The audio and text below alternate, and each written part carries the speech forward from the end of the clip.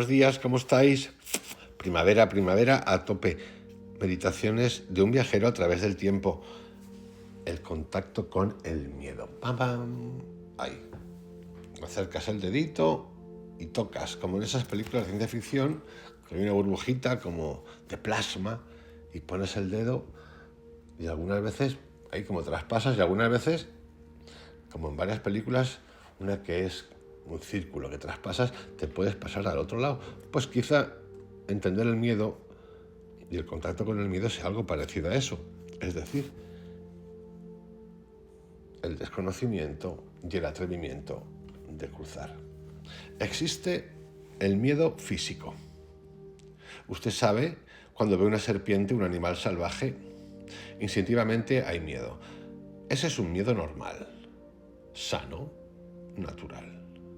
En realidad no es miedo, es un deseo de protegerse a sí mismo. Eso es normal. Pero la autoprotección psicológica, esto es, el deseo de estar siempre seguro, engendra miedo. Esto es lo que es paranormal. No es que no sea anormal, sino que es paranormal. A veces no entendemos la parte de la mente que no vemos y aceptamos estas cosas como paranormal. Eso tiene mucho que ver con el estrés del que habla tantos psicólogos, psiquiatras, Joe Dispenza, tantos otros. El estrés, que es supersónico y buenísimo, con el que venimos de fábrica para eso, para que me venga una serpiente o salgo o me la liquido. Por ejemplo, un budista le daría un beso, nosotros, yo no, le daré de momento, pero para que nos entendamos, entiéndase la bromita, por favor. Pero cuando el estrés ese lo llevamos diario, porque queremos estar siempre segura, es cuando viene el miedo, el pánico, todas esas cosas que ya conocemos de manera personal. Una mente que busca siempre la certidumbre es una mente muerta. Porque en la vida no hay certidumbre, no hay permanencia. Cuando uno entra directamente en contacto con el miedo, hay una respuesta de los nervios y demás cosas, y de la química, y de las hormonas, y del cuerpo. Entonces, cuando la mente ya no escapa por medio de las palabras o de alguna clase de actividad, no hay división entre el observador y la cosa observada como miedo. Solo la mente que escapa se separa del miedo. Pero cuando hay un contacto directo con el miedo, no existe el observador. No hay una entidad que diga, tengo miedo. Así pues, en el instante en que uno está directamente en contacto con la vida, con cualquier cosa, no hay división. Esta división es la que engendra competencia, ambición y miedo. Competencia, ambición y miedo. Ahora contarme quién no ha estado en algún momento en esa película, quién no sigue en esa película. Pero además, algunos están empoderados con la competencia, la ambición y el miedo. Y no parecen miedosos o miedosas, pero os aseguro que están en eso, con todo lo que conlleva. Estoy hablando de crear un mundo totalmente igual, de empanaos, empanadas, donde no haya miedo, nos miremos. No, amigos, no. ¿Sabéis por qué no? Porque esto no cambia. Y esto cambia todo el tiempo.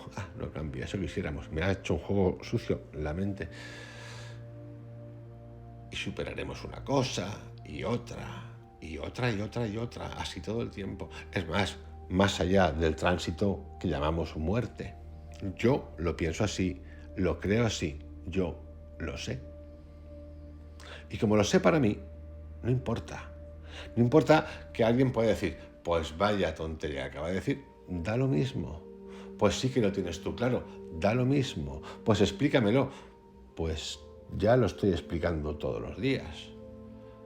Lo que pasa es que a veces no lo entendemos, pero no entenderlo, igual que yo muchas cosas que no entiendo todavía, que no las veo, no pasa nada, porque ahí está la diferencia entre un ignorante que desea aprender y un imbécil que insiste en su mundo macabro. Repito, competencia, ambición y miedo. Lo que importa, pues, no es ¿Cómo puedo liberarme del miedo? Si usted busca un medio, un método, un sistema para desembarazarse del miedo, estará preso en el miedo a perpetuidad. Pero si comprende el miedo, lo cual no solo puede ocurrir cuando entra en contacto directo con él, tal como está en contacto con el hambre, tal como está directamente en contacto cuando se halla a punto de ser o de perder su empleo. Entonces hace algo. Solo así encontrará que cesa todo el miedo. Quiere decir todo el miedo, no un miedo de esta clase o de aquella clase.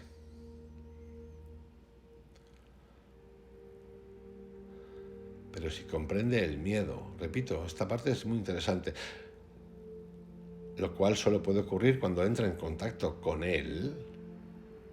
Me muero de hambre, pierdo mi trabajo y entonces haces algo. Solo así encontraremos que cesa todo el miedo. Quiero decir todo el miedo, no un miedo de esta clase o de aquella clase. Pues sí, requiere acción mental, requiere aceptación. Aceptación no es me quedo con el miedo, me dan miedo, acepto que me dan miedo. Sí, tiene un puntito de eso, pero no es eso. Es acción, es mente, es trascender. Es hasta no nombrarlo. Pero no nombrarlo no lo nombro porque viene el fantasma, que tiene algo de eso. No nombrarlo para no darle poder. Esto lo dice Krishnamurti todo el tiempo. ¿Cómo puedo librarme del miedo? La respuesta más corta es saltando al vacío del interior. Que tenemos que tener cuidado con las palabras de narices. Al entender, al trascender, al revisar, digo, no te viene, porque te viene, ¿por qué? Porque incluso comprendiendo el miedo, a lo mejor no hemos entendido o trascendido el miedo. También hay acción. Por ende hay amor. Y como dice también Anthony de Melo, el hecho de que haya amor no significa que si tú te has pegado una columpiada conmigo, por ejemplo, en un momento determinado de las muchas posibilidades que hay, por ejemplo, que me sueltes una torta y yo no te suelte otra torta, pero solo desde el amor, como dice Anthony de Melo.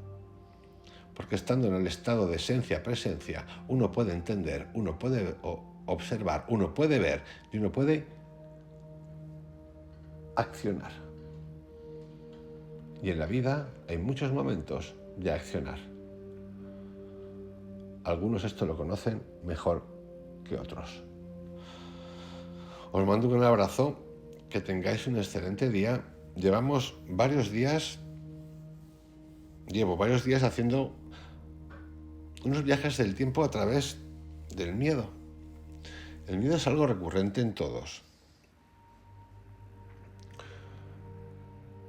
Tenemos miedos de jóvenes, tenemos miedos de edad media, tenemos miedos de mayores, sobre todo porque se va acercando el día que llaman por ahí el recall. Que claro, ni lo pensamos cuando somos jovencitos, pero que yo recomiendo ir pensando para entender las cosas, para entender qué es la vida, porque al final esa gran pregunta es la que dices, aquí está. Pues sí, ese es el gran momento, pero en nuestra vida todos hemos pasado por momentos de nacer, morir, resurrección, sí. Descubrimos cosas nuevas, aprendemos cosas nuevas, pensamos que ya nadie más va a venir y no es así. También es verdad que hay gente que es así. ¿Por qué? Porque quieren que sea así. Y también existe la posibilidad de que después de esa experiencia la persona, quien sea, decida que no quiere más de otra cosa y está perfecto. Está perfecto, es que todo está perfecto. Siempre y cuando uno seamos conscientes de eso, de entender tu elección, nuestra elección, y no pensar que ya se ha acabado todo. Porque incluso con esa elección, ya no más, hay que estar dispuesto a seguir viviendo. Ese es el aprendizaje constante. Ese es el viaje iniciático que todos hacemos, queramos o no, en nuestra vida. Que tengáis un excelente día. Hasta mañana.